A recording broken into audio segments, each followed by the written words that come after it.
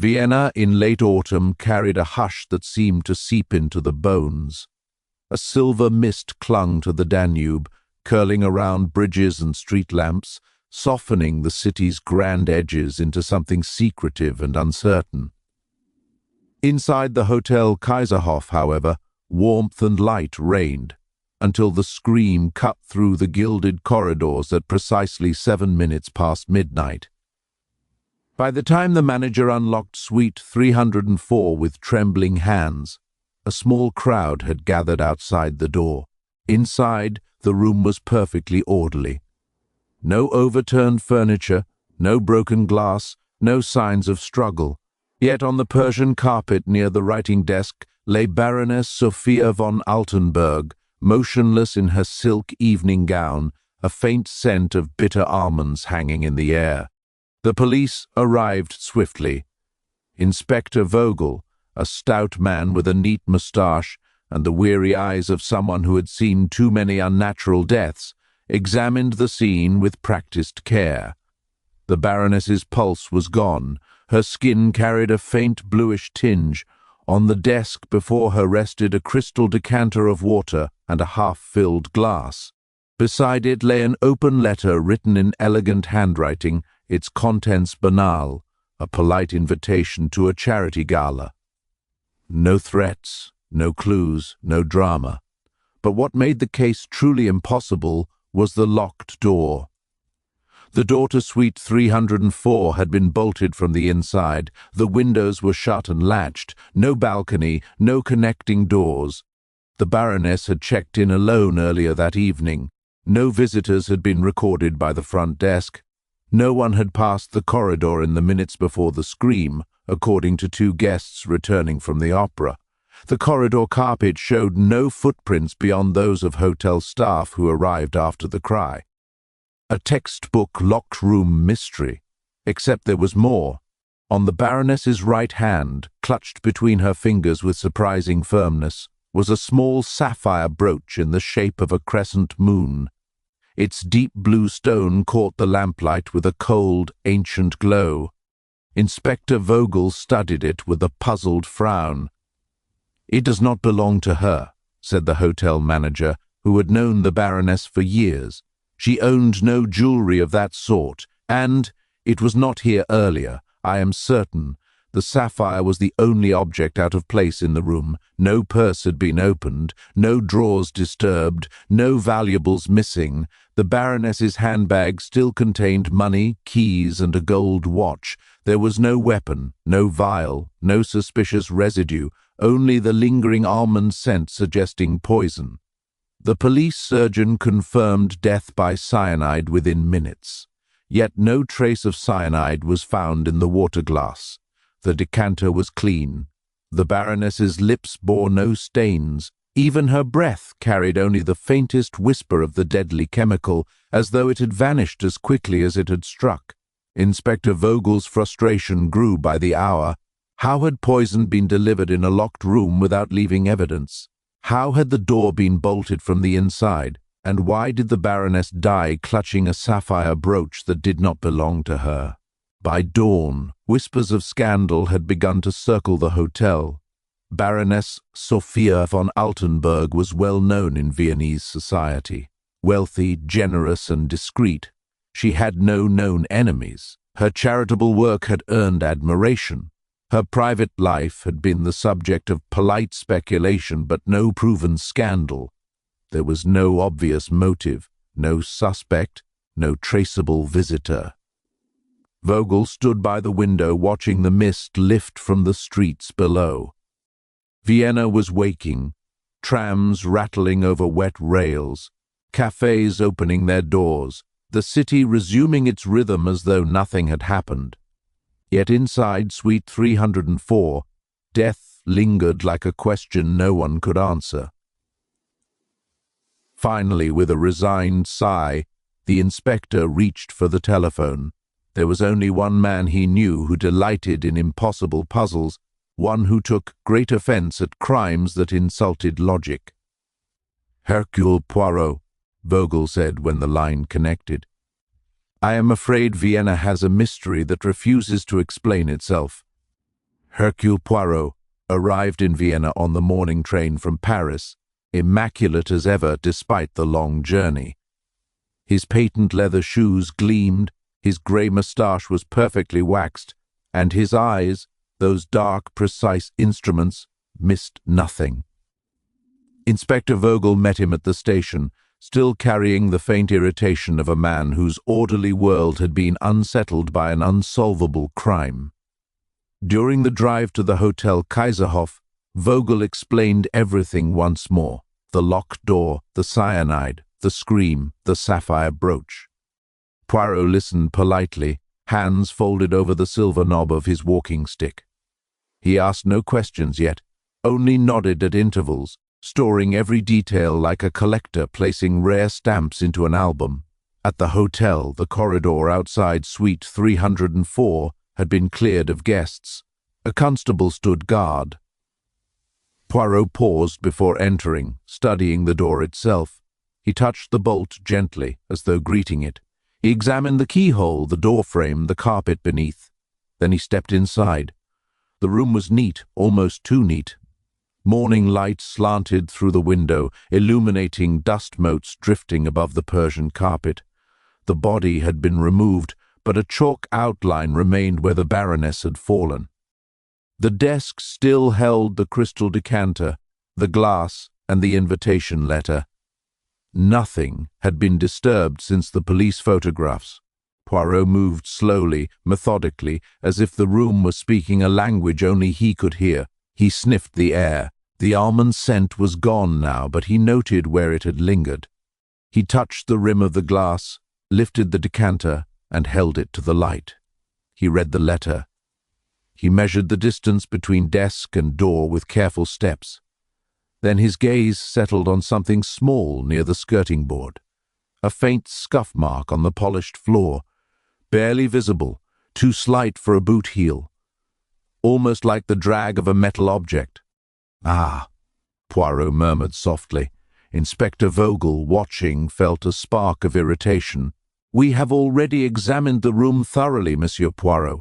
The forensic men found nothing." "Indeed," Poirot replied. "They found nothing because they looked for something large, something obvious. I, however, look for what does not wish to be seen." He crouched with surprising agility for a man of his years and examined the scuff more closely. Then he stood, brushing an invisible speck of dust from his trousers. "Now," Poirot said, "the sapphire brooch. I should like to see it." Vogel produced the evidence envelope.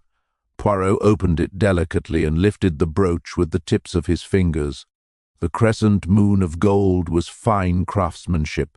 The sapphire at its center was deep and flawless. "It is valuable," Vogel said. "Possibly very valuable, yes. And yet it was left behind, clutched in the victim's hand. Curious." Poirot turned the brooch over. On the back, almost invisible without close inspection, was a tiny engraving, a single letter, L. "The Baroness's name is Sophia," Poirot said quietly, "not Louise. Not Leopold. Not anything beginning with L, I think?" Vogel frowned. No, she had no such initial." Poirot smiled faintly. "Then this jewel belonged to someone else, someone whose name begins with L, and yet the Baroness held it as though she had seized it at the moment of death." Vogel folded his arms. "You think the murderer left it, or the Baroness took it from the murderer?" Poirot replied. "Either possibility is illuminating. They left the room and descended to the hotel lounge. Poirot requested that all staff who had seen or interacted with the Baroness that night be assembled. Within minutes, a nervous line of reception clerks, waiters, and housekeeping staff stood before him. Poirot asked gentle questions: what time she arrived, whether she dined alone, whether she received messages, whether anyone visited her. Most answers were predictable, nothing unusual, nothing suspicious, until a young waiter named Emile shifted uneasily when Poirot asked whether any guest had inquired about suite 304. "A man," Emile said hesitantly. "Late in the evening. He asked which room the Baroness was in." I told him I could not give out guest information. He smiled and tipped me generously. How generous? Poirot asked softly. Very generous, Emile admitted, eyes lowering. I remember because it felt excessive. Vogel stepped forward sharply. Why did you not mention this earlier? Emile stammered. I did not think it important. He never went upstairs. I watched. He only asked. Poirot raised a hand before Vogel could scold further. Describe this man, if you please. Emile thought carefully. Tall, well-dressed, foreign accent, perhaps English, and he wore a ring, a signet ring with a blue stone. Poirot's eyes gleamed for the first time that morning. A blue stone, he repeated.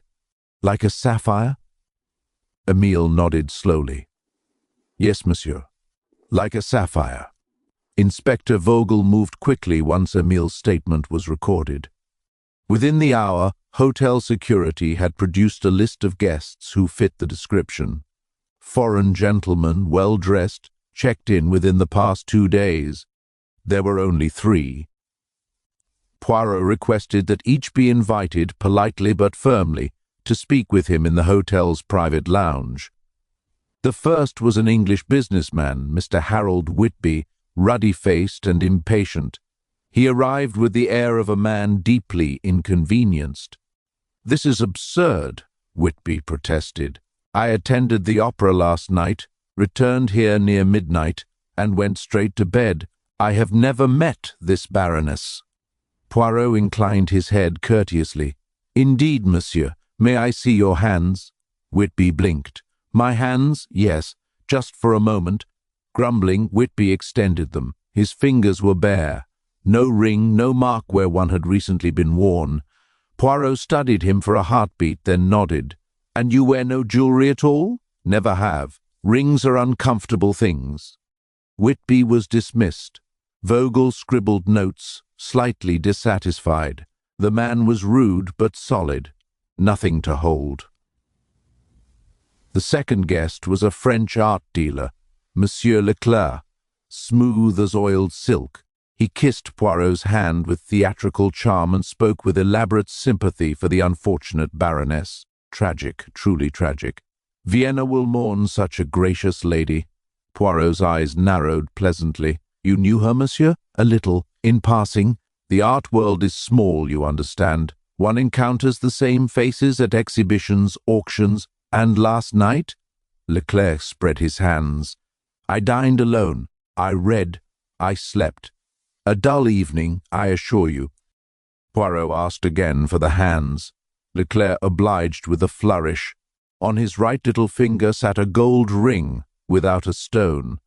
A ring, Poirot murmured. Yes, a family ring. Why? And have you recently lost a stone from it? Leclerc's smile flickered for the briefest instant. But no, monsieur, it has always been plain. Poirot examined it closely, then handed the man a cigarette and lit it for him. Leclerc's hands trembled slightly as he accepted, only slightly, almost imperceptibly. Thank you, Monsieur Leclerc, you have been most cooperative. After he left, Vogel leaned closer. You think he is lying?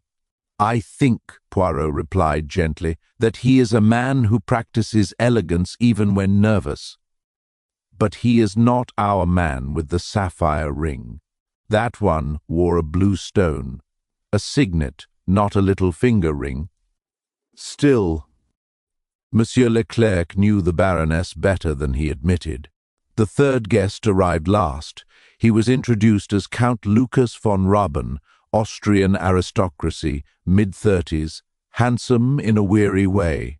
His eyes were pale grey, his manner controlled, almost too controlled. He greeted Vogel stiffly, then bowed to Poirot. You wished to see me, gentlemen? Yes, Count, Vogel said. You were in the hotel last night. I have been here for 3 days. And did you know Baroness von Altenburg? A shadow passed through the Count's eyes. Yes, slightly. Poirot noticed the pause, the fractional hesitation before the word. He leaned forward. May we speak freely, Count? This is a serious matter. Von Raben exhaled slowly. I met the Baroness some months ago at a charity function. She was kind, generous. I admired her. Admiration, Poirot repeated softly, a fine emotion. Did you visit her last night? No. Did you attempt to? The Count's jaw tightened. No. Poirot let silence stretch, thin as wire. Then he gestured to the man's right hand. Your ring, Count? Von Raben looked down. On his finger was a signet ring bearing a dark blue stone. Inspector Vogel straightened sharply. Poirot spoke gently. A sapphire? Von Raben hesitated, then removed the ring and placed it on the table. Yes. Poirot compared it to the brooch photograph Vogel laid beside it. The shade of blue was identical, the stones cut remarkably similar. Vogel's voice hardened. Where were you between 11 o'clock and midnight last night? Von Raben's eyes flicked to the window. Walking. Along the river. Alone? Yes. No witnesses? No. Poirot studied him carefully.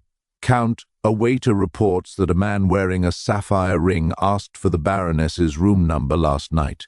The man was refused. Was that you? Von Raben's composure cracked just slightly. Yes, I wished to speak with her. She had something of mine. Something? Poirot asked softly. The Count's voice lowered. A letter. One that should not be seen by others. Poirot nodded as though this confirmed something he already knew. So you went to her door? Von Raben shook his head. No, I lost my nerve. I returned to my room, yet the Baroness died clutching a sapphire jewel that did not belong to her, Poirot said quietly. And you are the only man in this hotel who wears such a stone. Von Raben's gaze faltered. I did not kill her. Poirot inclined his head. Perhaps not, but someone wished us to think you did. The Count's ring lay on the table between them, the sapphire gleaming coldly beneath the lounge chandelier. Inspector Vogel stared at it as though it were a confession in solid form. Poirot, however, looked only at Count von Raben's face. You say the Baroness possessed a letter of yours, Poirot said. One you did not wish others to see. May I ask why? Von Raben's voice was low, controlled with effort, because it would have destroyed my family, my position, everything. Vogel leaned forward. Then you had motive. To retrieve a letter, yes, the Count replied. Not to kill a woman. I intended to ask her to return it. I lost my courage and left. That is all. Poirot nodded as though accepting the words, yet his eyes were distant, arranging facts in quiet order.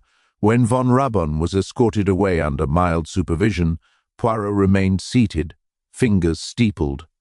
A motive of fear, he murmured, strong but incomplete. Inspector Vogel exhaled sharply. He had motive, opportunity, and a matching sapphire. It seems rather complete to me. Poirot smiled kindly. Ah, but mon ami, it explains too little and too much at once. If he had gone to the room, confronted the Baroness, poisoned her, and fled, how did he leave a locked door behind him? How did he leave no trace? And why give her his ring or brooch? No, no. He may be tangled in the story, but he is not the author of the crime. They spent the afternoon unraveling what could be learned of the Baroness herself. Sophia von Altenburg, born into wealth, married young, widowed early, no children. Her fortune had grown quietly through investments managed by a private banker. She was known for generosity, but also discretion. She had been the confidant of many in Viennese society, listening, advising, occasionally protecting secrets that could ruin reputations. A woman who holds secrets, Poirot said softly, that is often dangerous. The banker was brought in next, Herr Bauer, thin and meticulous, with ink-stained fingers and anxious eyes. The Baroness withdrew a large sum of money 2 weeks ago, Bauer admitted, in cash. How large? Vogel asked. 50,000 shillings. Poirot raised his eyebrows. That is not charity money. No, Bauer said. When I asked if she wished to invest elsewhere, she told me only that it was necessary. She seemed troubled. Did she say why? Poirot asked. Bauer hesitated. She asked me a strange question, whether a trust could be arranged for someone under a false name. I told her it was possible, but irregular. Poirot leaned back in his chair. Another thread, not yet knotted, but present. They returned to the hotel as evening settled over Vienna. The staff, now less nervous and more talkative, provided further fragments. A chambermaid recalled delivering fresh towels to suite 304 in the early evening. The Baroness had been calm, polite, but had asked twice whether any messages had arrived. None had. A telephone operator reported a call that night, around 10. The Baroness had spoken briefly in German, then switched to French. The operator had heard only a few words before privacy was requested, but the Baroness's voice had been strained. Poirot closed his eyes for a moment, listening to the rhythm of the story forming. Someone asked her to meet, he said, or threatened, or begged, and she prepared for something, withdrew money, asked about trusts, worried about letters. Inspector Vogel rubbed his temples. We have fear, blackmail, and aristocratic scandal, but still no clear murder. Patience, Poirot said gently. Now we consider the others. Monsieur Leclerc, the French art dealer, returned willingly for further questioning, all smiles and elegant gestures. Yes, I knew the Baroness slightly, he admitted again. She purchased a painting through my gallery, a small landscape, nothing remarkable. And did you speak with her last night? Poirot asked. Leclerc shook his head. Not last night. I saw her in the lobby earlier in the week. Poirot observed him quietly. Monsieur Leclerc, you are an art dealer. You handle jewels occasionally. Occasionally, Leclerc said, shrugging. Clients like beautiful things, and have you ever sold sapphire jewelry? Once or twice. Poirot smiled faintly. Perhaps even a crescent-shaped brooch? Leclerc's cigarette trembled between his fingers before he could hide it. I cannot remember every item I sell, monsieur, but you remember the Baroness's painting, Poirot said softly. Memory is selective, is it not? Leclerc laughed lightly, but his eyes were wary now. When he left, Vogel whispered, You suspect him? I suspect that he lies, Poirot replied. And liars lie for reasons. As night fell, Poirot walked alone in the empty lounge, turning the sapphire brooch in his hand. Fear, money, secrets, a desperate aristocrat, a nervous art dealer, a locked room, a poison with no source, a jewel that accused the wrong man. The maze of motives was almost complete. Now he needed only the thread that would lead to its center. Morning brought with it a sharp wind off the Danube and a sudden development that set the entire investigation racing toward what looked like its conclusion. Inspector Vogel burst into Poirot's hotel room just after 8, waving a telegram. We have something, he announced. A break at last. Poirot, already dressed and meticulously grooming his moustache, accepted the paper without haste. Vogel paced as he explained.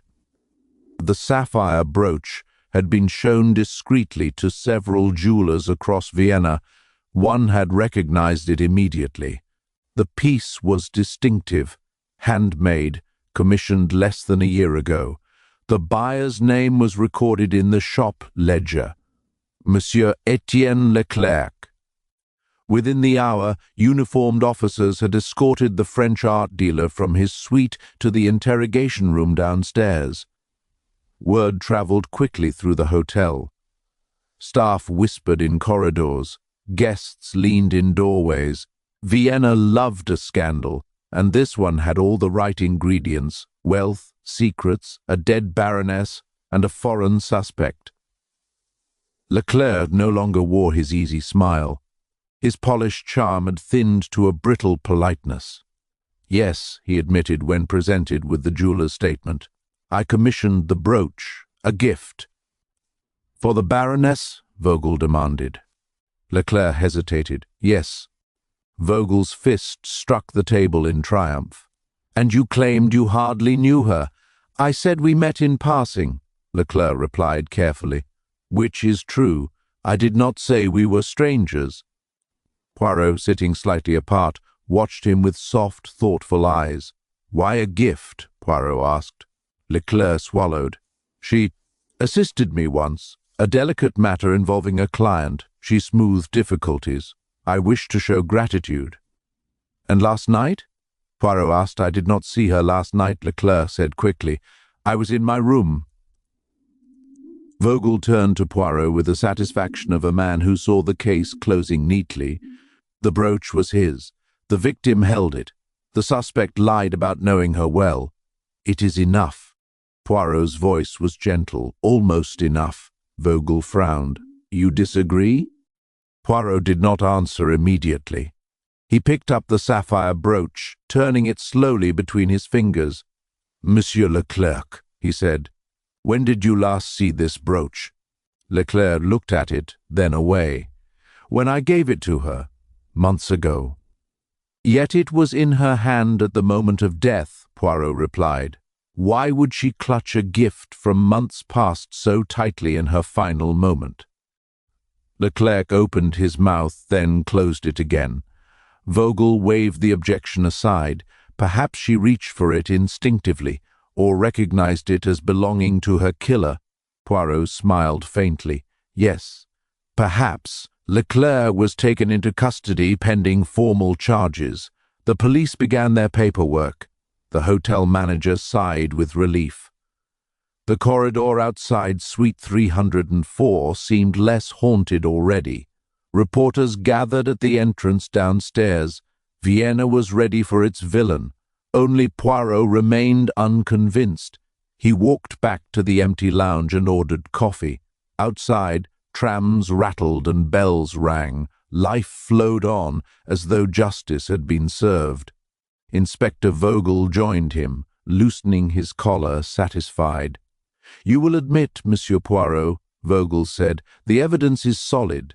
"The evidence is neat," Poirot corrected gently. "Too neat." Vogel looked irritated. "He lied about knowing her. He commissioned the brooch. She died clutching it. What more do you want?" Poirot stirred his coffee slowly. "I want the truth, and the truth must fit every piece of the puzzle, not only the convenient ones." Vogel snorted. "You think Leclerc is innocent?" "I think," Poirot said, "that he is guilty of lying, perhaps of blackmail, perhaps of fear, but I am not yet convinced he is guilty of murder."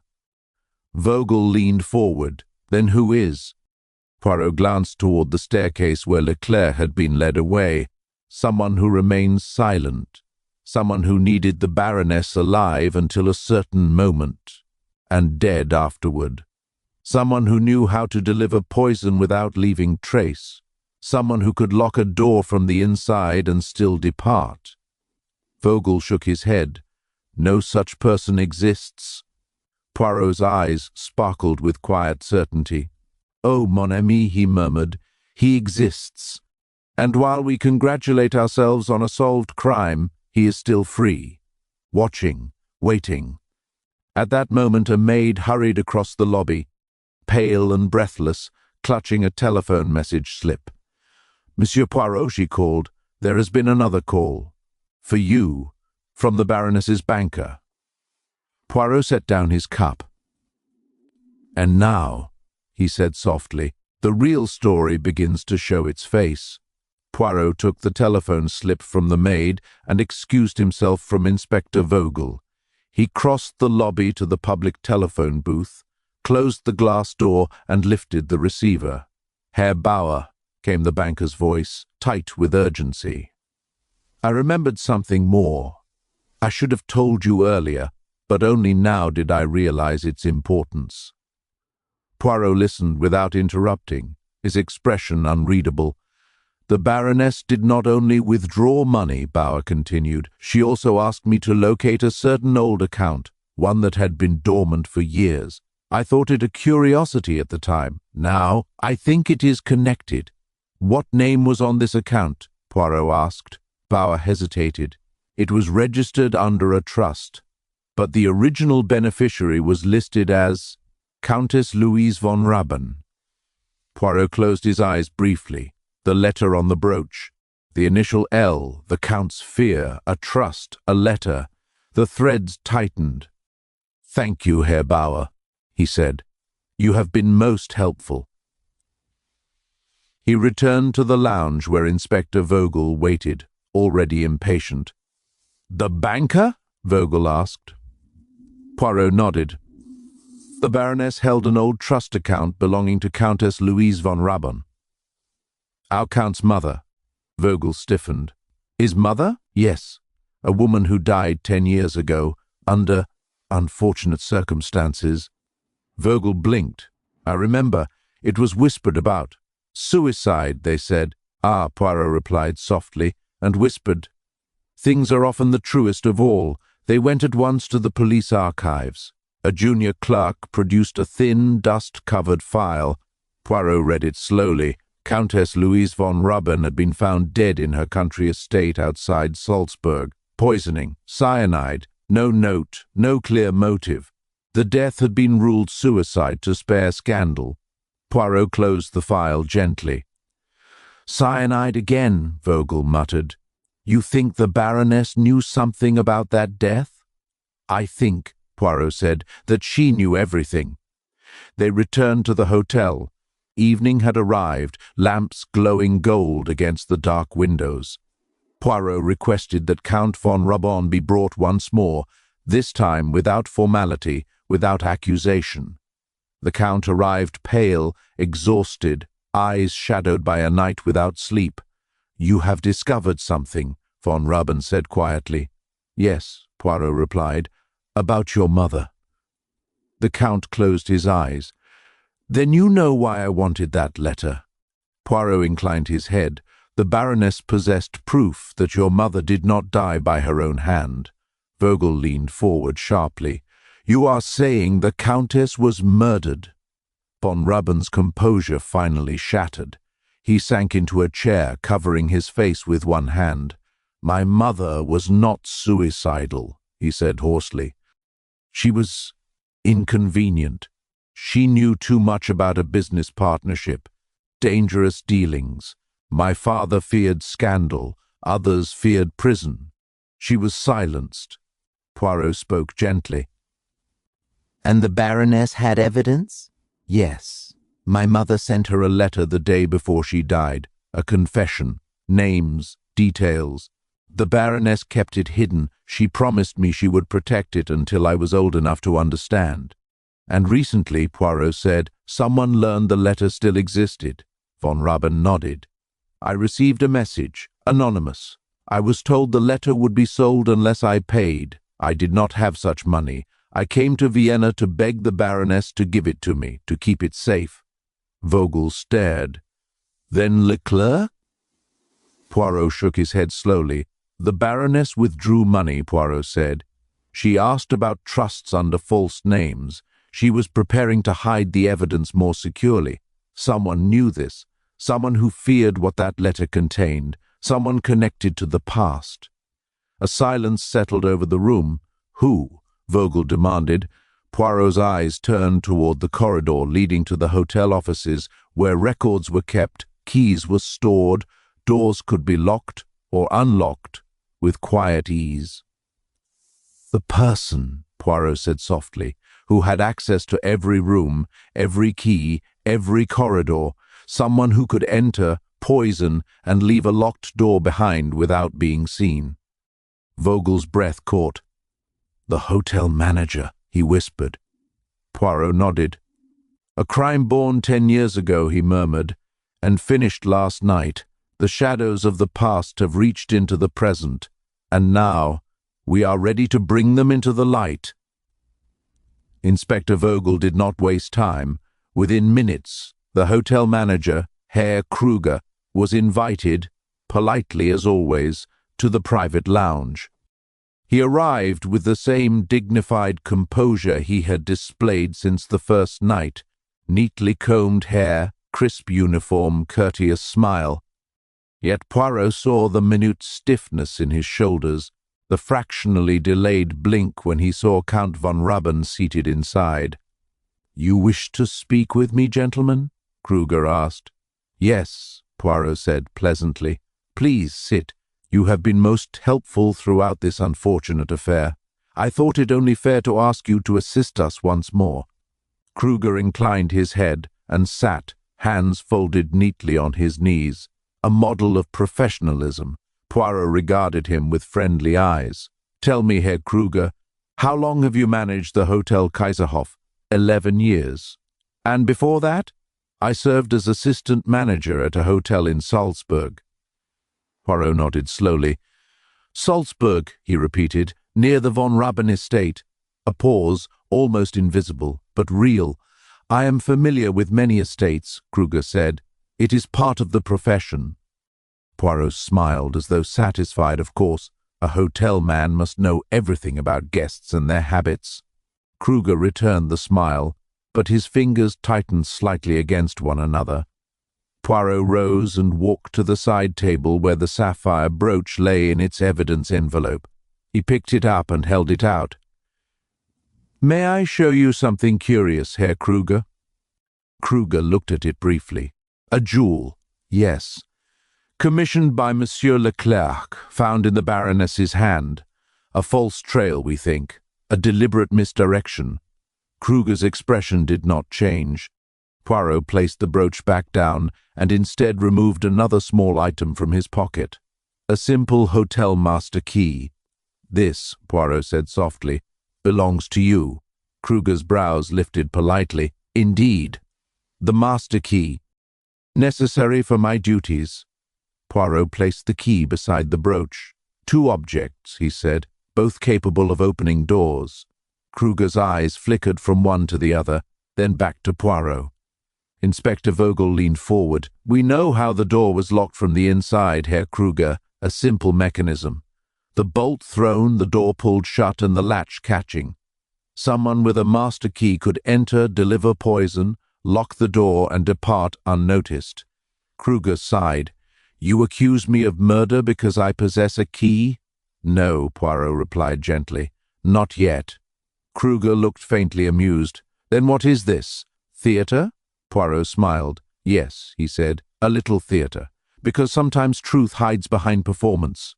He stepped to the door and called softly to the waiting constable. A moment later, the young waiter Emile entered, carrying a silver tray with a small crystal decanter and a glass of water. Emile placed it on the table, confused, and withdrew. Kruger glanced at the water, then at Poirot. Poirot spoke casually. "Herr Kruger, you were very attentive to the Baroness. You ensured her comfort. You pride yourself on service. Would you be so kind as to pour me a glass of water?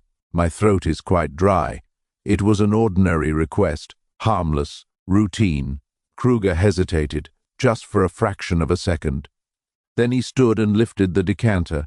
His hand was steady as he poured. The glass filled. He set the decanter down and slid the glass toward Poirot. Poirot did not drink. Instead, he picked up the glass and held it to the light. "Excellent," he said. "Now, Herr Kruger, I must ask you something very simple. Did you touch the rim of this glass?" Kruger's throat moved. "I held the decanter. But did you touch the rim?" "No," Kruger replied. "I poured only—" Poirot nodded. "Very good." He placed the glass down carefully. "Inspector," Poirot said, "kindly have this glass tested for traces of cyanide." Kruger's composure cracked at last. His eyes widened. Just slightly, but enough. Vogel stared. "You think—" Poirot raised a hand. "I do not think," he said softly. "I observe. Herr Kruger has managed this hotel for 11 years. He knew the Baroness. He knew her habits. He knew she was protecting a secret that could destroy powerful men. And he knew how to enter and leave a locked room without detection." Kruger swallowed hard. Poirot's voice remained gentle. "I merely wish to see whether you would hesitate at the idea of a glass, whether the memory of another glass, another night, might betray you." Kruger sank slowly back into his chair. "And now," Poirot murmured, "the glass will speak where words have failed." Silence settled over the room, heavy and inescapable, and for the first time since the investigation began, the real criminal sat in full view, his deception finally showing its first fatal crack. Inspector Vogel acted at once. Herr Kruger was escorted from the lounge to a private office under guard, his master key taken from him, his movements restricted. The glass Poirot had handled was sealed carefully and sent to the police laboratory with urgent instructions. At last the machinery of justice seemed to be turning in the right direction. Yet Poirot's expression remained thoughtful rather than triumphant. "Until the test confirms cyanide," he said quietly to Vogel, "we have only suspicion." Vogel grunted. "If that glass comes back positive, he hangs." "Perhaps," Poirot replied, "but let us ensure the truth does not slip away before it speaks." They parted for the evening. Vogel returned to police headquarters to oversee the laboratory process. Poirot retired to his room, where he wrote notes with neat precision, laying every fact in careful order. The city outside grew quiet. The hotel corridors settled into their nighttime hush. It should have been the calm before resolution. Instead, it became the calm before sabotage. Shortly after midnight, a shout echoed from the service corridor near the hotel's rear entrance. A constable ran to investigate and returned minutes later, pale and breathless. Herr Kruger's guarded office was in uproar. The window stood open to the cold night air. One of the guards lay unconscious on the floor, struck from behind, and on the desk, where the sealed evidence bag containing the glass had been placed for safekeeping before transport, there was nothing but an empty tag. The glass was gone. Inspector Vogel arrived within minutes, fury burning through his exhaustion. He examined the room, the open window, the dazed guard being revived by hotel staff. No one passed the front desk, the night clerk insisted. No one left the building. Poirot stood near the window, looking down into the alley, where darkness pooled between rubbish bins and cobblestones slick with mist. "Someone left," he said softly, "just not through the front." Searches followed. Officers combed the alley, the stairwells, the roof access. Nothing, no glass, no intruder, no trace. By the time dawn began to grey the sky, Inspector Vogel's confidence had been shaken. "Someone is protecting him," Vogel muttered, "or he arranged this himself." Poirot nodded slowly. "Yes, someone who knew the value of that glass, someone who understands that without it, we lose the strongest proof." Vogel turned toward the office, where Kruger sat under renewed guard. "Then we break him in interrogation." Poirot raised a hand gently. "Careful, mon ami. A cornered man can be unpredictable, and we are no longer dealing with a lone actor. There is another presence in this affair." Vogel's eyes narrowed. "You think Kruger had help?" Poirot gestured toward the hotel corridors. "This building is a world of keys, schedules, blind corners, staff passages. A manager does not work alone. Someone knew where the evidence was kept. Someone moved swiftly and silently. Someone who still walks free in this hotel." The words cast a chill deeper than the winter air outside. Later that morning, Poirot gathered the remaining staff in the lounge again. Waiters, maids, porters, clerks. Their faces were tense now, trust fractured by the knowledge that a murderer or accomplice remained among them. Poirot addressed them kindly. "Last night someone entered a guarded office and removed an important piece of evidence. I do not accuse any of you lightly, but understand this. Whoever did so is tied to a crime far graver than theft. The faces revealed little, only fatigue, anxiety, and something else, a quiet awareness that the game had changed." After they dispersed, Count von Raben approached Poirot. If the evidence is gone, the Count said, Kruger walks free. Poirot studied him. Not quite. Evidence may vanish. Truth does not. The Count gave a bitter smile. Truth did not save my mother. Poirot's expression softened. No, but it may yet save her son. That evening, as the hotel settled once more into uneasy calm, Poirot sat by the window of his room, watching Vienna's lights shimmer on the Danube. Someone had struck back. Someone had tried to bury the truth before it could rise, which meant, Poirot thought, that he was closer than ever. And somewhere within the hotel, behind polite smiles and practiced routines, the real criminal waited, knowing the net was tightening, but still believing escape possible, for now. The next morning began with a scream. It came from the corridor outside Suite 212, 3 floors below the scene of the Baroness's death. Doors opened, voices rose, footsteps hurried. By the time Poirot and Inspector Vogel arrived, a small crowd had already gathered, held back by a constable. Inside the suite, the curtains were drawn. The air smelled faintly of soap and something sharper beneath it. On the bed lay the night guard who had been assigned to watch Herr Kruger's office.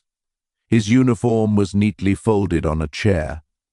His hands rested on the coverlet as though he had placed them there deliberately, but his eyes were open, fixed and glassy. And beside the bed stood a water glass. Poirot did not need to touch it to know.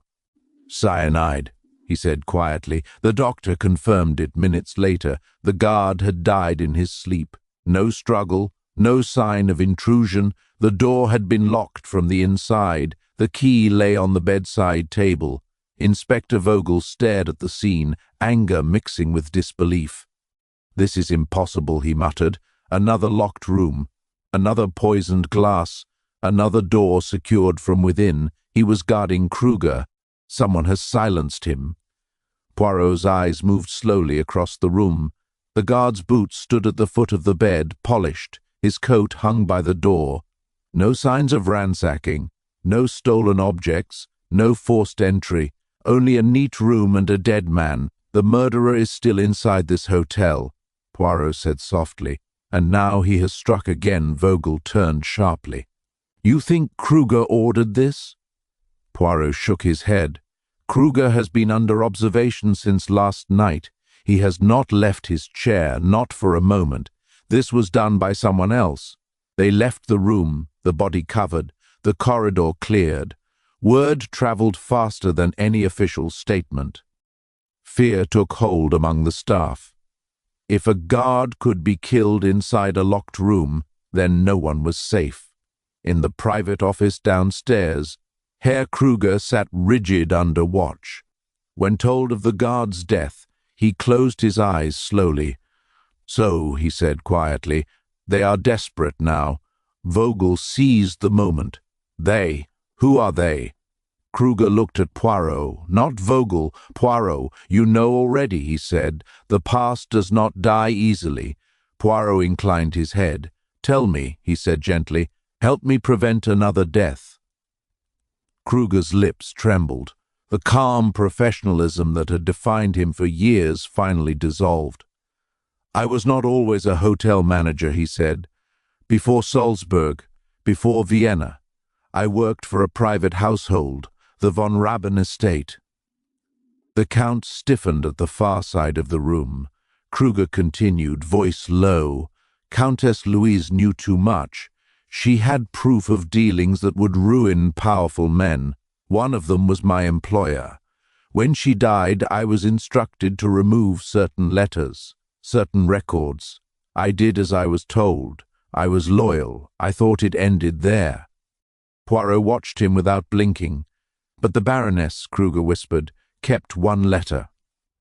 "Only one. She told me she would reveal nothing unless forced. I lived with that fear for 10 years. Then someone sent word that she planned to transfer the letter to a trust, beyond reach. I came to Vienna before she did. I took this position. I watched. I waited, and last night, Poirot said, you acted. Kruger's breath shook.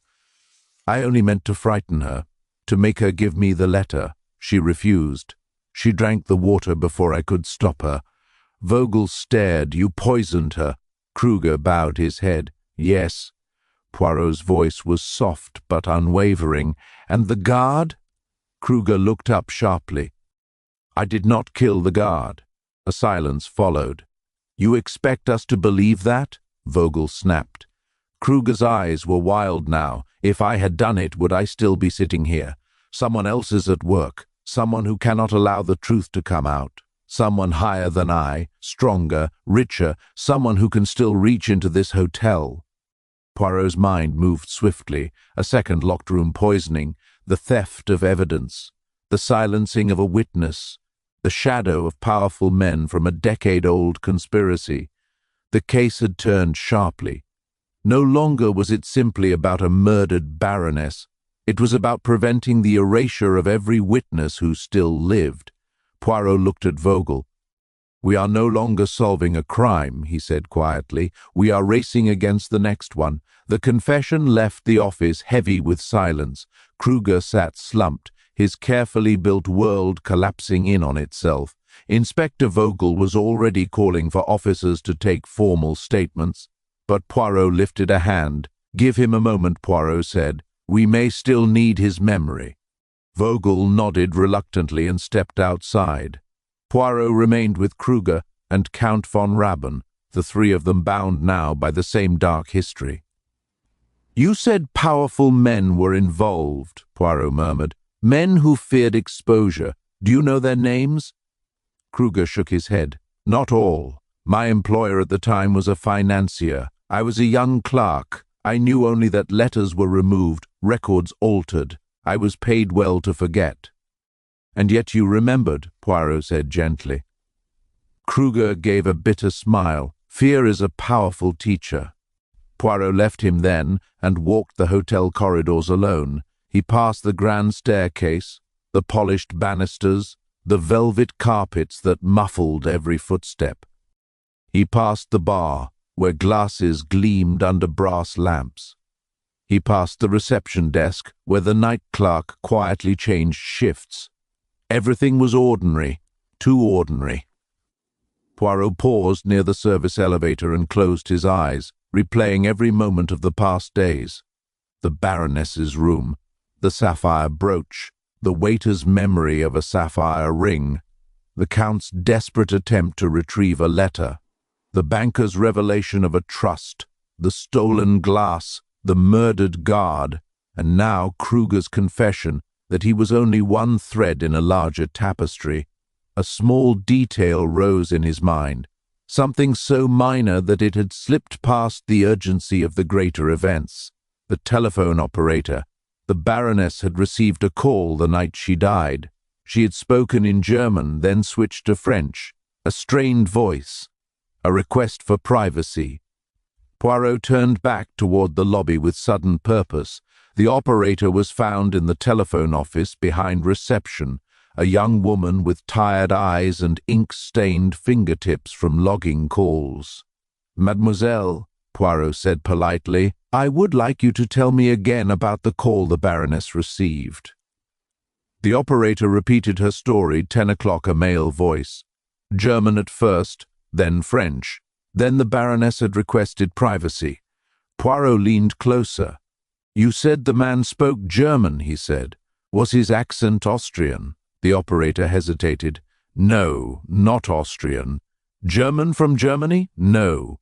Poirot waited. Swiss, she said at last. Yes, Swiss-German, I am certain. Poirot smiled faintly. And the French? Perfect, she replied, like a native speaker. Poirot thanked her and stepped aside, his thoughts assembling with quiet inevitability. Swiss, French, perfectly fluent. A man who could move across borders with ease. A man who could command influence. A man connected to financiers, to secret dealings, to letters that could ruin empires. He returned to the lounge where Inspector Vogel was organizing paperwork and officers. Inspector, Poirot said, May I see the guest registry for the past month? Vogel looked puzzled but obliged. A heavy ledger was brought. Poirot ran his finger down the neat lines of names and nationalities, and there it was, a guest who had checked in 2 nights before the Baroness arrived. A suite booked under the name Dr. Roland Weiss. Nationality, Swiss. Occupation, banking consultant. Departure, the morning after the Baroness's death. Poirot's finger rested on the name. "Did anyone speak to this man?" he asked. Vogel frowned. "We questioned foreign guests fitting the description. Whitby, Leclerc, von Raben. Weiss left early. He was not on our suspect list. No reason." "No reason," Poirot agreed, "except that he speaks Swiss German and perfect French. That he is a banker. That he left the morning after the murder. And that no one thought to connect him to a letter about financial crimes." Vogel's eyes widened slowly. "The pattern," Poirot said softly, "has been in front of us all along. The Baroness protected a secret involving financiers. Kruger was a servant of that world. Leclerc was a distraction. Von Raben a victim of the past. But the man who truly needed the letter destroyed was a banker, a Swiss banker." Vogel slammed his hand on the desk. "Get me every detail on Dr. Roland Weiss. Passport records, address, everything." Poirot sat down calmly, the storm rising around him. "The murderer thought himself several steps ahead," he murmured. "He erased evidence. He silenced witnesses. He struck in locked rooms. But he forgot one thing." Vogel looked at him.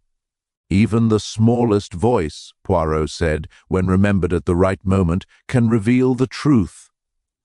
Outside, police whistles blew as officers hurried to telephones and cars. The hunt had begun anew. But this time, the net was drawn with precision. And somewhere beyond the hotel's polished doors, a Swiss banker who believed himself safely gone had no idea that Hercule Poirot had finally seen the pattern in full. By mid-afternoon, the hotel was transformed into a command center.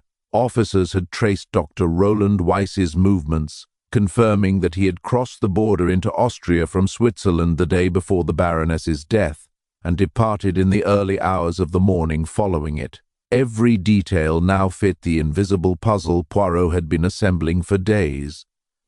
Poirot stood by the window in his hotel room, hands clasped behind his back, eyes tracing the slow drift of trams along the Vienna streets. Count von Raben had been informed and kept in protective custody. Herr Kruger remained under observation, still reeling from his own inadvertent role in the tragedy. And yet, despite the clear direction, something compelled Poirot to pause. He could feel the weight of the motive, heavier than greed, deeper than revenge, a human element that reached beneath every surface calculation. Inspector Vogel arrived, hurried and anxious. "Poirot, we have him. Weiss is in Salzburg. He is being held at a private villa by the border authorities. They have no idea why yet, but the police are questioning him." Poirot nodded slowly. "Good, but before we congratulate ourselves, we must understand why. Money, secrets, letters, these explain much, yes, but not the extent of action we have witnessed." Vogel frowned. "You mean the murders? The locked rooms?" "Yes," Poirot said, stepping away from the window. "The precision, the silence, the risk taken. It is not simple greed that drives a man to such lengths. He did not merely want a letter. He needed to prevent its existence from ever reaching the light. There is more at stake, something personal, something psychological. By the time they reached Weiss's temporary holding location, the Swiss banker was composed, smooth, practiced, yet the eyes betrayed him, a faint tremor of fear, as if some instinctive guilt had slipped past his refined mask. Poirot approached him directly, speaking in flawless Swiss German. Weiss flinched, eyes narrowing. "Monsieur Poirot," he said, attempting calm, "I do not know why you are here." Poirot's gaze was unwavering. "You know precisely why I am here, Dr. Weiss. The letter, the Baroness, the brooch, the deaths, and above all the pattern." Weiss's face paled slightly. I had to recover it. My livelihood, my reputation, everything was contained in that document." "Ah," Poirot said softly. "But, mon ami, it was more than reputation, was it? You did not merely fear scandal, you feared exposure of yourself. Not as a banker, not as a financier, but as a man who could not endure being shown as weak, as a man who could be outmaneuvered by a woman." Weiss swallowed. She was clever, yes, but I could not allow her to reveal." Poirot leaned closer, voice calm yet inexorable.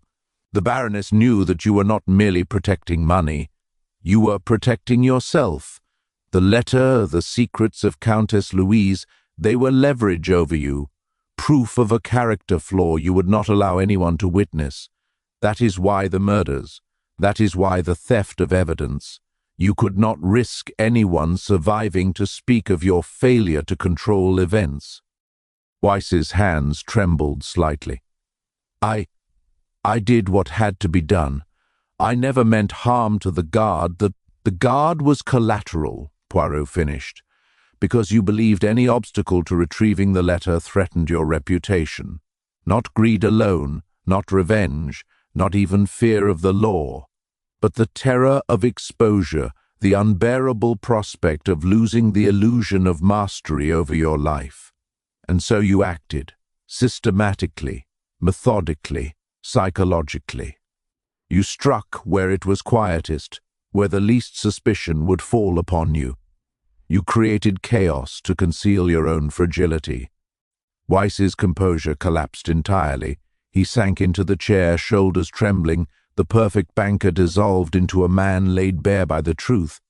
She was cleverer than I anticipated," he whispered. "I underestimated her. I underestimated myself." Poirot's eyes were gentle but firm, and that underestimation led to death, not merely of one woman but of innocence around her, of a night guard, of trust itself, all because the Baroness possessed the power to reveal a weakness you could not allow anyone to see. Inspector Vogel took Weiss by the arm. "Dr. Weiss, you are under arrest for multiple counts of murder and conspiracy." Poirot stepped back, letting the law take its formal step, but his mind lingered on the psychological truth he had uncovered. The true motive had been hidden in plain sight, invisible until the pattern emerged. Not money, not power, not revenge, simply an all-consuming fear of exposure, a human flaw amplified to monstrous effect. And in the quiet aftermath, Poirot allowed himself the smallest sigh of relief. The case was nearing closure. The villain's mind had been exposed, the pattern revealed, the hidden motive illuminated. The sapphire brooch, the stolen letter, the poisoned glasses, they were all pieces of a puzzle completed by understanding the heart behind the crime. Yet even as Weiss was led away, Poirot felt the lingering shadow of the past, the fragile, dangerous truth that human nature itself can turn into a weapon if wielded with precision and fear. Poirot returned to Vienna in the evening, the city cloaked in a mist that softened the edges of buildings and blurred the distant glow of lamps along the Danube. He did not speak to Inspector Vogel during the journey. The detective needed no reminder of the stakes. Every moment counted, and the Swiss banker, Dr. Roland Weiss, had only just been located and detained. Yet Poirot knew that capturing a man physically was not enough. The mind behind the crime had to be confronted, observed, and, if possible, compelled to reveal its final secret. By midnight, they had arranged for Weiss to be brought under heavy guard to a private lounge in the Hotel Kaiserhof. Poirot had chosen the location deliberately: high ceilings, polished wood, a single large window reflecting the flickering light of a solitary lamp. No clutter, no chance for concealment, only a controlled space for the final encounter. Vogel and several officers waited discreetly behind the room's doors. Weiss arrived, flanked by guards, his usual poise fraying under the weight of the hour. His eyes flicked over Poirot calmly at first, but the detective's composed, almost serene expression seemed to strip the confidence from him. Poirot had no need for bluster or threats. Every movement was measured, every word deliberate, intended to provoke the precise response. "Dr. Weiss," Poirot began, his tone quiet yet commanding, "I am grateful that you agreed to meet me here. I wish to discuss the events that have so unsettled Vienna these past days." Weiss gave a thin, controlled smile. "I suppose you have already drawn your conclusions." "Certain conclusions," Poirot corrected gently, "but some details remain unresolved. Perhaps we might review them together?" Weiss's hand twitched. He had learned to expect traps in transactions, contracts, and negotiations, but not in conversation. Not with a man whose mind operated with an elegance that disguised every sharp edge. Poirot walked slowly around the room, hands clasped behind his back. "Tell me, Dr. Weiss, when you realized the Baroness intended to place the letter beyond reach, what did you feel?" Weiss's lips pressed into a thin line. "Fear," he admitted, "and perhaps frustration. But that is natural when one's position, reputation, and life's work are threatened." Poirot paused near the window, hands folded. "Indeed, but fear, like fire, can consume, and it seems it did, does it not?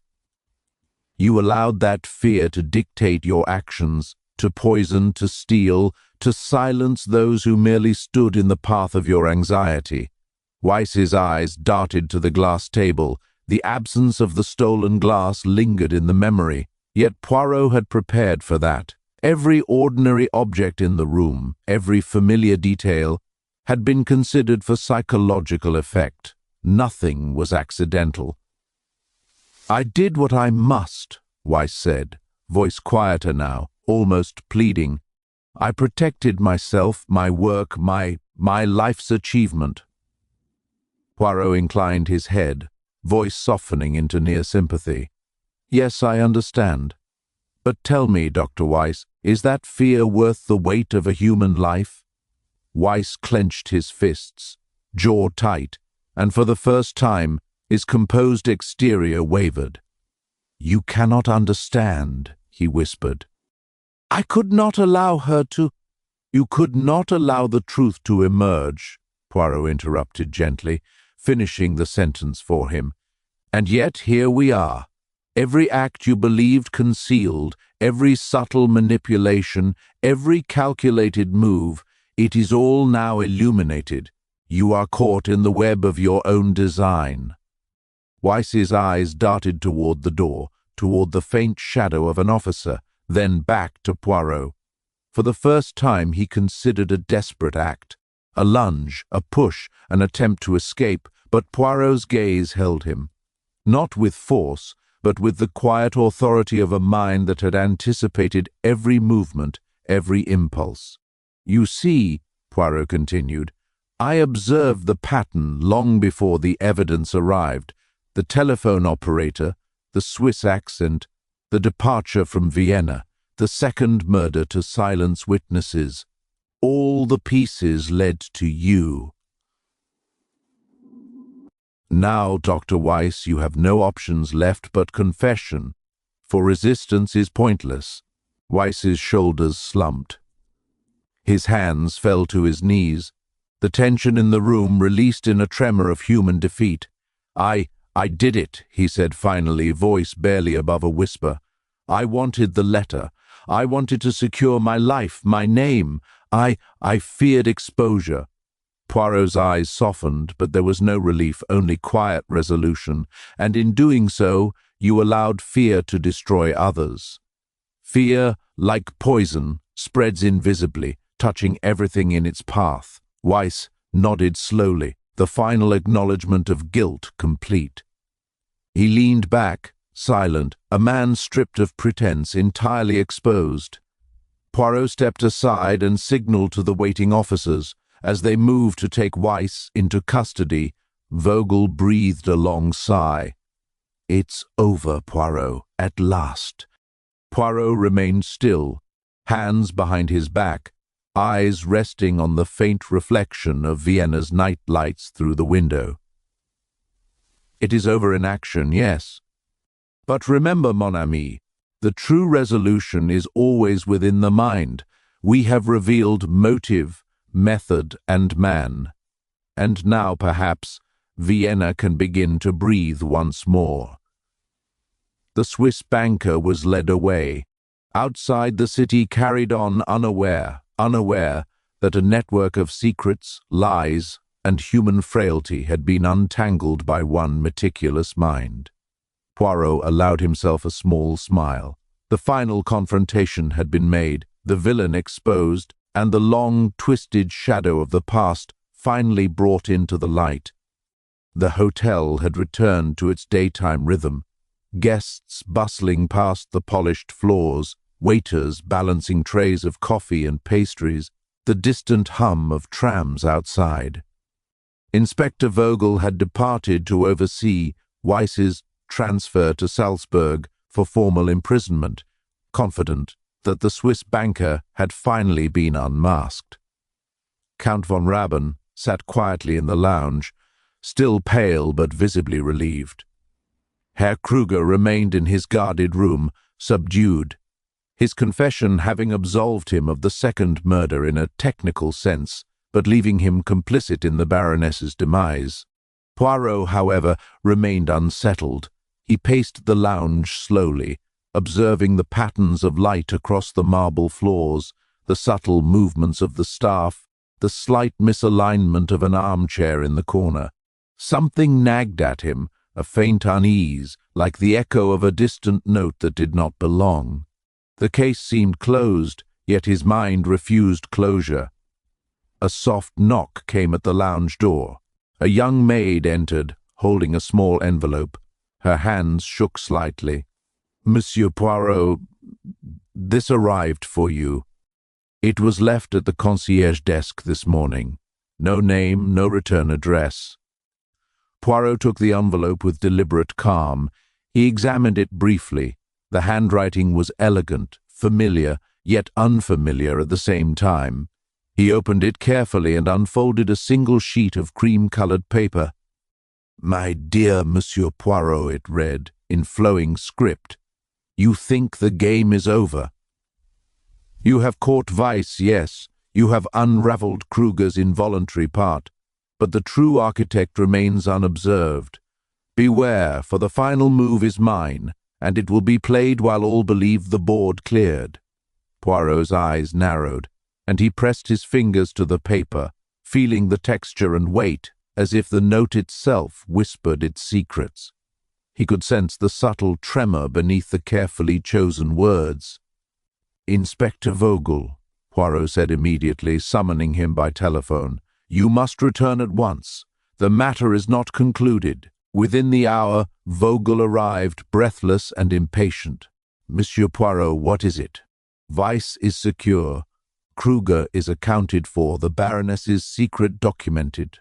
What more can there be?" Poirot unfolded the note and handed it to him. Vogel's eyes scanned the message and widened. "You think someone else orchestrated all of this?" "Not perhaps orchestrated," Poirot replied, "but someone who guided the hand of Weiss, someone who had knowledge, access, and patience to let events unfold precisely until the moment it would benefit them most, someone who remains unseen because they have hidden behind others' actions." They walked the hotel corridors together.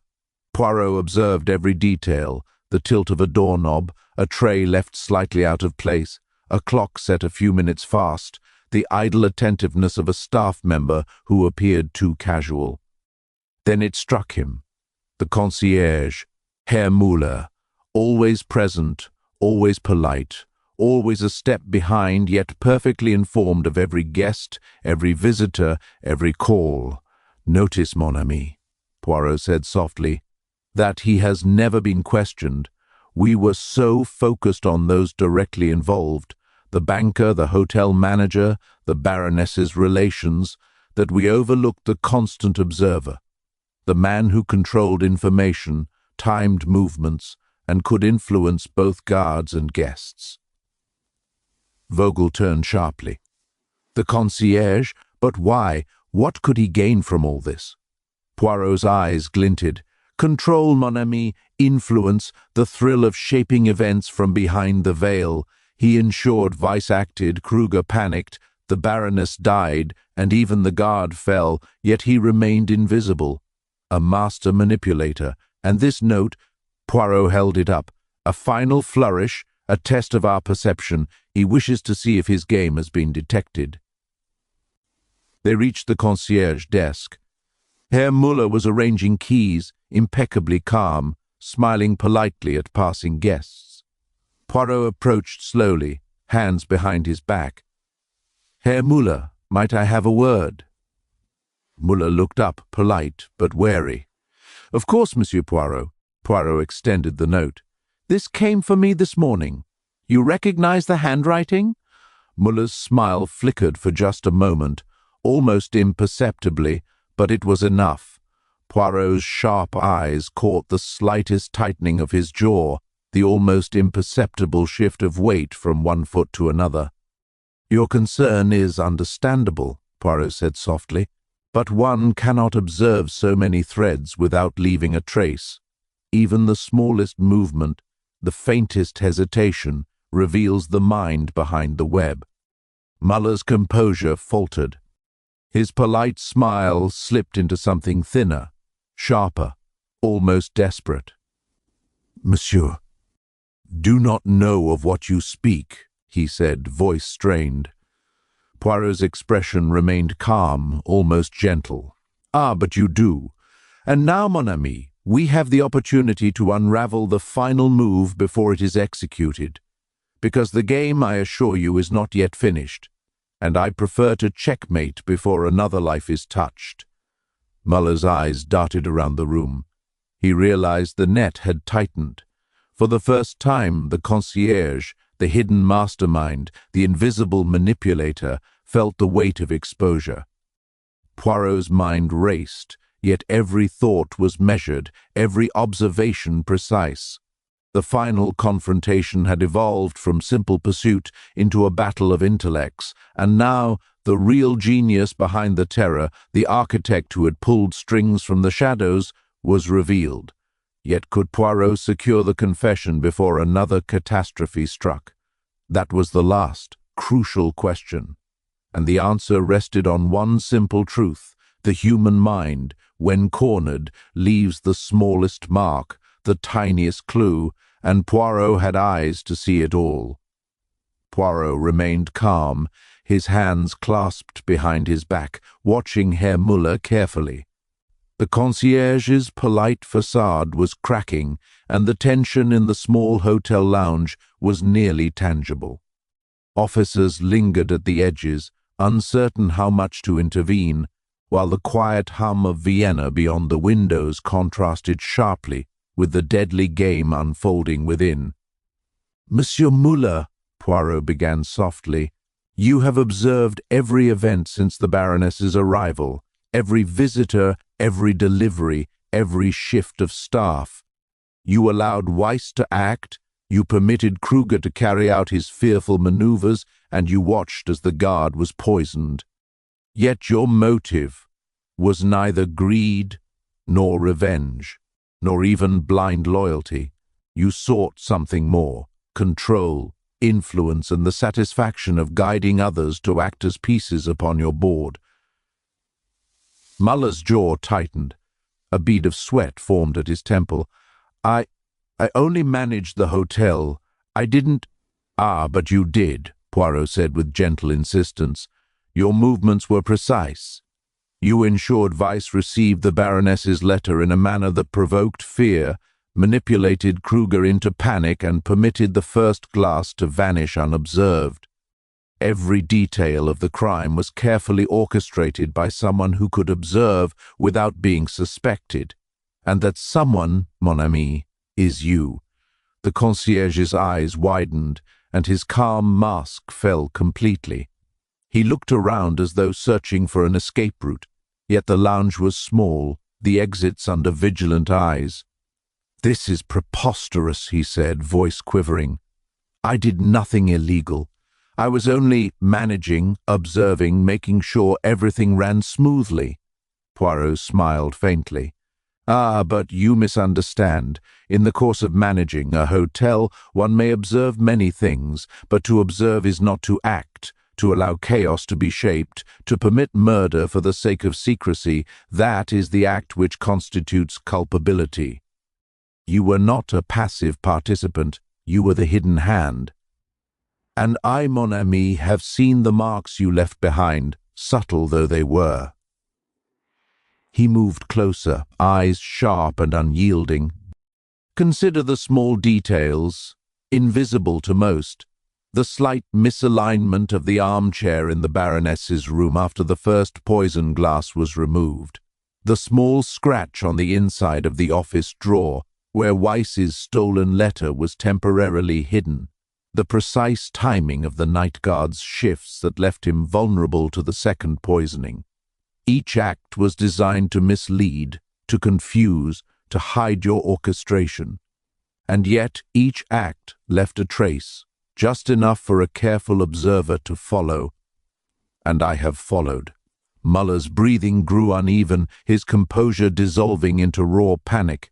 He took a step backward, hand reaching toward the reception desk as if to claim protection in familiarity. "You cannot prove anything." "I did not." "On the contrary," Poirot interrupted, "the proof has been there all along. You underestimated human observation. You believed your silence and invisibility were sufficient to conceal your influence. You did not account for the minute tremor in a voice, the half-step too early, the tilt of a hand, the alignment of objects, all of which spoke of your guiding presence."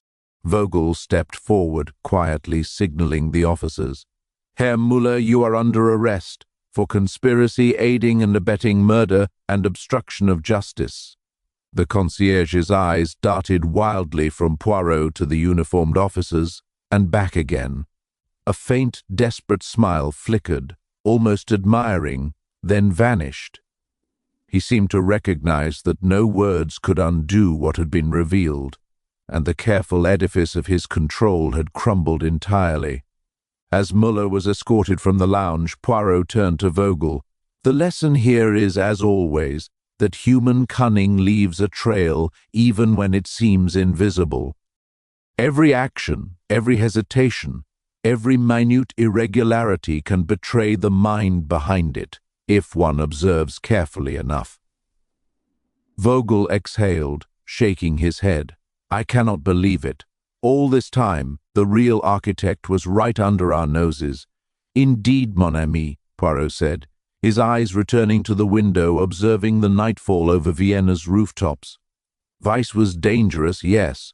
Kruger acted out of fear, but the true mind, the one who shaped events quietly and invisibly, almost escaped justice entirely, yet justice, though delayed, has been served.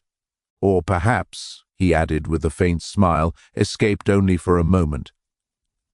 For there is always a possibility that human cleverness will leave one final mark elsewhere, but it will be observed, and that is the advantage of the mind that sees what others cannot." Outside, the lights of Vienna shimmered on the Danube. The hotel returned to ordinary rhythm, yet inside, Poirot's mind remained alert, tracing patterns invisible to the rest. The case had concluded in form, yet in spirit it left a lingering sense of unease, the unsettling reminder that in human affairs, true mastery often hides behind the mundane, and even when justice is served, vigilance must never falter. The hotel had finally quieted. Guests murmured about the resolution of the strange series of events, though few understood the full intricacies behind the locked rooms, poisoned glasses, and vanishing letters. Officers escorted Dr. Weiss and Herr Müller into waiting vehicles, and Inspector Vogel returned to the lounge, rubbing his tired eyes. Count von Ruben, though relieved, remained pensive, the weight of the past still heavy on his shoulders. Poirot lingered by the grand window, hands clasped behind his back, gazing at Vienna's riverbanks where the moonlight danced faintly across the Danube. The city appeared serene, its streets untroubled, yet Poirot's mind was far from at ease. The case seemed concluded, the perpetrators apprehended, and the motives revealed in all their intricate psychological and financial detail, but a small, persistent unease lingered, the sensation of a loose thread in an otherwise perfect tapestry. He walked slowly through the corridors, past the reception and the now empty concierge desk. A faint creak from the stairwell drew his attention. He paused, ears attuned to the silence, but found nothing unusual. Yet the sensation remained. Something had been overlooked, a subtle trace that could not yet be reconciled. Poirot's gaze fell on the guest ledger, which had been left on the counter during the flurry of arrests. Flipping it open, he noticed a single entry he had overlooked, a late-night reservation made under a name he did not recognize, with no nationality listed. A faint smudge near the signature caught his attention, almost as if it had been deliberately obscured. He frowned. The timing was odd. The reservation was made just hours after Weiss's arrival in Vienna. The room had been empty when the guests he and Vogel had investigated occupied the floors, yet someone had apparently stayed there. No calls had been logged to that room, no key had been issued publicly. The details were minimal, but enough to suggest that someone had moved through the hotel unseen, or at least unnoticed. Poirot straightened, a faint smile touching his lips. Even in the resolution of this complex series of crimes, another layer presented itself. A question remained unanswered. Who had arranged the final note for him, the one warning of the true architect and challenging him to discern the hidden hand? Weiss and Muller had acted, but someone else, someone who knew the depths of the hotel and its occupants, had provided a final flourish, a subtle test of observation. He returned to the lounge, where Vogel was packing away documents and evidence. "Inspector," Poirot said softly, "the case is officially closed, yes, but one detail has lingered in my mind. A guest registered late, unsigned nationality, obscure handwriting, and a timing that coincided with the final warning note. This may indicate a presence who orchestrated events even beyond Weiss and Muller, perhaps merely a spectator, or perhaps another mind at work, quietly observing, quietly influencing." Vogel looked up, perplexed. "Are you suggesting there is still someone else?" Poirot inclined his head slightly. "Not with certainty, mon ami. But in my experience, no web is woven without leaving some loose end. The human mind enjoys its patterns and, occasionally, leaves behind a final signature. One must not ignore such signs, for they often herald the next puzzle." He gathered his coat and hat, straightened his posture, and prepared to leave the hotel. The city's night air greeted him outside, crisp and scented with the faint tang of coal fires and river mist. He paused briefly to glance back at the grand facade of the Kaiserhof, windows glowing warmly against the dark sky. Within, the echoes of intrigue still lingered, the whispers of secrets, the traces of cunning, and the faintest hint that another game was already beginning. Poirot's lips curved into a small, knowing smile. The criminal mind could be observed, understood, and even anticipated, yet he had learned long ago that no mystery ever truly ends. Even in victory, the shadows of unanswered questions remained. The pattern was clear for now, the perpetrators caught, and justice delivered, or at least contained. But the mind that leaves a subtle mark is never entirely absent. As he walked into the quiet streets of Vienna, the moonlight illuminating the cobblestones, Poirot allowed himself a moment of reflection. The city slept, oblivious to the delicate threads of human cunning just unraveled within its walls. And yet, somewhere, a faint smile in the darkness suggested that another mind was already watching, waiting, perhaps ready to leave the next clue, the next puzzle for Hercule Poirot to uncover. And so he walked on, alert, unhurried, confident in his method, but aware that the game of observation never truly ends. The mystery, like the Danube's waters beneath the city, flowed on, unseen, persistent, and waiting for the one mind able to follow its currents to the next revelation.